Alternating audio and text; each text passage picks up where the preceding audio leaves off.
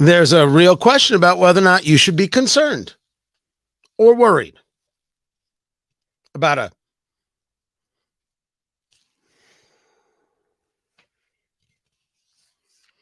a day of resistance. Should you be concerned? Should you be worried? Do you even know what's being discussed? Look, I feel awful in that doing the radio show and the videos that I do, which you can find over at rumble.com / Tony Katz. I am Tony Katz today. It's good to be with you. That so much of the week has been one topic, one subject. I feel awful about it because I like to give you everything that's going on. I like to share all the things that are happening. And certainly I haven't forgotten the fact that the border is a key and fundamental subject in all of this. As we've discussed many times, the border is the most important subject in America. Well, the border clearly has a conversation to be had here, or there's a border conversation to be had in all of this, when we discuss how porous it is and exactly what level of terrorist has gotten over that border. We don't know who's coming across. We talk about the people who we know who are on the terror watch list. We don't know who we don't know. Then there's the gotaway conversation, which is always a strange one because gotaways in one sector might not mean gotaways in another sector. If they got away in sector A, we'll call it, but they were captured in sector B, we don't know. We don't know how that works. So the gotaway number is a very, very difficult one and is utilized politically, but it's a hard one to really quantify. But even though we can't perfectly come up with the numbers, what we know is because of our border policy in the United States, a fault of Republicans and Democrats, but clearly made worse in the Biden administration than it was in the Trump administration. That's just data, kids. We know that the border is porous. We know the border is unsafe. And it is clear to anybody who has ever thought about anything anywhere that people who want to do ill to the United States have gotten through. That's an obvious thing to say. And when you take a look at 1,200 people murdered by the terrorist group known as Hamas, well, you realize if the plan was to engage some further level of destruction, it would be a lot easier to do in the United States because you could just walk somebody over the border. Who's going to pay attention? Who's going to notice? Claim asylum. Oh, yeah, just claim asylum. It'll be 5 years before you see a courtroom. The numbers of single men who have been coming across the border like it's their job, like it's a walk in the park. Why in the world on any given day would we allow single men to come across the border? That is a sheer sign of a serious issue.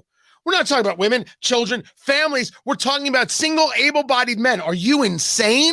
You don't let them across the border. Go back and make your country better. That's not hateful. That's not bigoted. That's not xenophobic. That is fact. Chinese nationals coming across the border, not just the southern border, but the northern border as well. No. We'll just charter the plane and fly you back. We can afford that one. You allow Chinese nationals to come across the border. You're insane. You're out of your mind. You are unserious, or worse, you don't believe the problem can come to you. The problem can come to you. And if there's anything that this Hamas terrorist attack on Israel has shown, you notice I always refer to Hamas and terrorists in the same sentence because Hamas is a terrorist organization. Just because Ilhan Omar, Rashida Tlaib, or Andre Carson won't notice this, just because so many of these university losers won't notice it, we do, and they have to be reminded day in and day out that Hamas is a terrorist organization. We have now seen what happens when one is not paying attention. And you argue it's the Israelis. What do you mean the Israelis aren't paying attention? They clearly are paying attention. But as we spoke to Glenn Reynolds, Instapundit, University of Tennessee law professor the other day, if Mossad was focused on the judicial maneuverings in Israel, where Benjamin Netanyahu wanted to engage reforms which would change the Supreme Court, and the Supreme Court, admittedly, in Israel, weird. They don't do anything based on a constitution. What constitution? They do it based on reasonableness. That's I can't make this up. Reasonableness is your standard. That's Americans look at that and say that's awkward. Reasonableness is not something that I think that goes to the individual and how they feel and brings in their politics. What about the rule of law? That's what we should be basing things on. We see that if Mossad was not focused on the enemy, then Mossad was not doing their job. That is not an attack on Mossad. That is a factual statement. Said differently, if the FBI is focusing their time on Trump supporters, well, then the FBI is not doing enough to deal with, let's say, for example, child sex slavery. They're just not.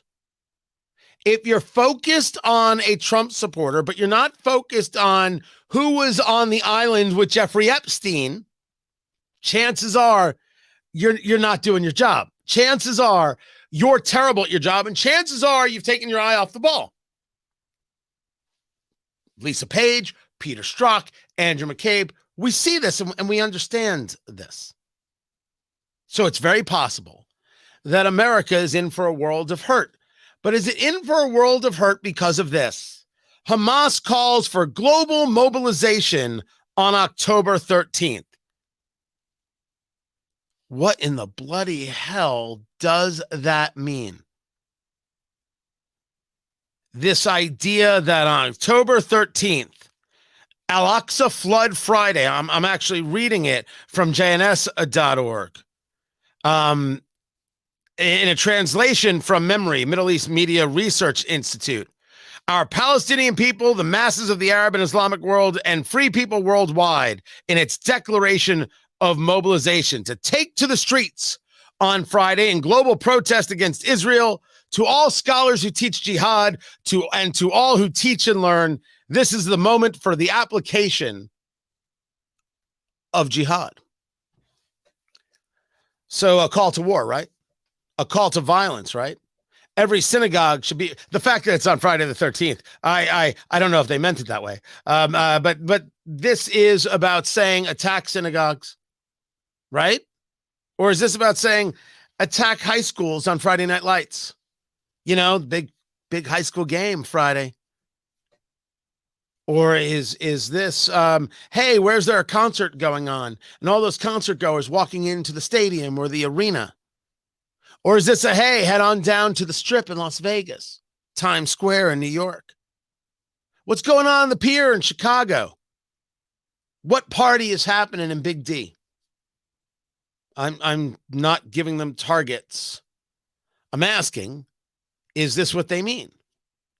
And let's take them at their word that the objective is to engage in terror all around the globe. So, what is one to do about such a thing? What does one do when this call gets made? First, let's take a step back and let's understand that not only, and I don't want to compare the two, but in these murders in Israel, we have updates on the amount of Americans killed. Tragically, the number of innocent lives claimed by Hamas's heinous attacks continues to rise. Among those, we now know that at least 25 American citizens were killed. We join families in Israel, in the United States, around the world, in mourning their immeasurable loss. That number, I assume, will go up tomorrow because it was 14 and then it was 22 and now it's 25. Why won't the number go up? Americans visit Israel. Lives were lost all around the globe. But remember that the purpose of the attack was to kill Jews. Then there is the response as Benjamin Netanyahu is standing next to Antony Blinken, who you just heard right there, the Secretary of State, engaged in the conversation that this is much, much different. And glorification of evil. President Biden was absolutely correct in calling this sheer evil. Hamas is ISIS, and just as ISIS was crushed, so too will Hamas be crushed. And Hamas should be treated exactly the way ISIS was treated. They should be spit out from the community of nations. No leader should meet them. No country should harbor them. And those that do should be sanctioned. Tony, my friend, I say to you, I say to all of us, there will be many difficult days ahead. But I have no doubt that the forces of civilization will win. And the reason that's true is because we understand what is the first prerequisite of victory. It's what you just said in our meeting. Moral clarity. This is Moral clarity is a big one, and certainly one that's lost. If you've heard me talk about all those college students who signed those letters saying that Israel is to blame, and now they're getting the backlash. This is the fault of universities all across the country. Universities have to pay the price. As a matter of fact, this should be the litmus test. Will I send my child to this school? Well, that depends. What was their take on Hamas's terrorist attack on Israel? Did they blame Israel? Did they blame Hamas? Because they blamed Israel, you can't go here. It should be the litmus test. Oh, they have this many student groups that blamed Israel? No, you're not going there. It should be the litmus test to whether or not you send your student to a school. But the moral clarity conversation is very important because this is a conversation about how we live in the face of the evil. Do I know if there are going to be attacks that come tomorrow? I have no clue, and neither do you. Am I going to be afraid? God, no. Not now, not ever. I walk in the open air. It's about awareness. So I'll give you a couple of examples. And my life may be different than your life. You guys know that I'm Jewish. And here where I live in Indiana, I might be the most high-profile Jew in the state. I don't know if that was always true, and certainly you could argue, well, what about this person? What about that person? I'm at least in the top 5. Certainly I'm the most vocal because I've got this radio show here and the videos and everything else and all the work that I do and gets done with other groups and the speaking, etc. But I don't think I'm any different than you, whether you're Jewish or not Jewish, about taking a look at this and say, what does this mean to me? Because as we have seen, if terrorists want to engage in terrorism, they don't actually care who they destroy. Remember, it's the same thing. The same thing is true when we talk about Gaza. You think Hamas cares about Gaza? You think Hamas cares about those people? Hamas doesn't give a good holy damn about those people. Those people die. They go without water. They go without food. Hamas doesn't care because the objective is not creating a better society. The objective is killing Jews. They have no moral clarity because they have no morals. They have no decency. They have no compass. They only have a twisted desire, whether you want to call it worldwide caliphate or anything else you choose. I don't walk around with any fear whatsoever, not an ounce. But do I carry my Sig Sauer P365 on my hip at all times, even when I'm doing this show? Yes. Does my studio now have a loaded shotgun? Yes. Have I re-examined my entire home and how things have to be planned out? Yes. Have I decided to triple down on teaching my kids how to utilize a firearm? Yes. Have I taken a look at my own daily security and make sure I'm more aware? Yes.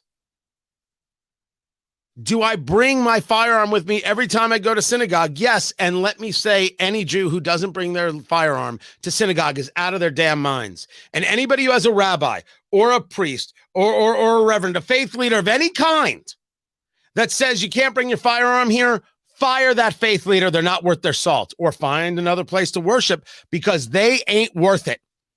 They'll get you killed. Your synagogue is a soft target. Your church is a soft target. So, by the way, is the local football game. You'll have to deal with your local police about that, or you're going to have to recognize that maybe an armed citizenry isn't so bad. Being aware and being alert matters because there is a moral clarity to that. You have a responsibility to go home alive and to protect your family to the best of your ability. That is part of morality. Defending those people that you love, defending yourself. but also is a recognition that you don't allow some lunatic terrorists, murderers, to keep you from living your life. You know, you'll be safe from us if you just convert or pay the jizya, which is a tax for not converting, and do this and do that and live under a rock and don't ever speak about this. And then, well, that's not living. That's slavery. Count me out. What does one do about a day of resistance? I'd go to the mall, or I'd go to the park, or I'd hang out with friends. I'd live my life in the most normal way possible. And I would be teaching my children, as I think you should, this is what these monsters known as Hamas believe. They're not good. They're not decent. They believe they can scare you into doing whatever it is they want. They want you as slaves. They don't want you to have any level of autonomy. They don't want you to have a free thought. They don't want you to have a free expression. Do what they do, tell you to do, or else. Can't live like that. Shouldn't live like that. Won't live like that. How does one handle the day of resistance? By going about your life. More aware than ever before, without question, but still going about your life. I'm Tony Katz, and I'm here to tell you that it can't be said enough under any stretch that one must just continue to live there every day, every single day. But when I tell you that I've made these changes, when I tell you that I have just been upgrading, it's true. Now, I want to also be clear that upgrading to me is not having this massive arsenal. People have been sending me pictures of their of their gun vaults, and they've got so much crap, dude. That's a lot of stuff. And then they're like, "Oh, that's not even half it." I'm like, "Damn, I don't do that. I don't. If you didn't know this about me, I'm not really a gun guy. I don't train enough by any stretch. I'm a Second Amendment guy. I don't actually like shooting. I don't like any part of it. I don't like the range. I don't like any of it. I never have. It's never been my interest. But I never understood, why would I have 50? For me, I just need what I need, and I want it to all be basically the same, so I know exactly how it's going to work. I don't have to think about, well, it's this, I got to do this, I got to change like that. I don't want to do any of that. So I don't need that for me. Not maybe for you. You're different. But yeah, I've made changes. You bet I have. Aware, like you wouldn't believe. But changing my life? No. And Larry, you're right. I was talking about firearms. You can never have too much ammo. That's the truth. That's the damn truth. Guys, I appreciate you being here so very much. And my thanks to Americans for Prosperity, for Prosperity.org, economic liberty and free speech. They sponsor the show, and I love that they do. Share this around if you would. I'd greatly appreciate that. Subscribe on Rumble, rumble.com/Tony Katz. More videos here all the time and everything over at TonyKatz.com. You should actually join the chat room. It's open right now for the rest of the show. I'll catch you next time. Take care.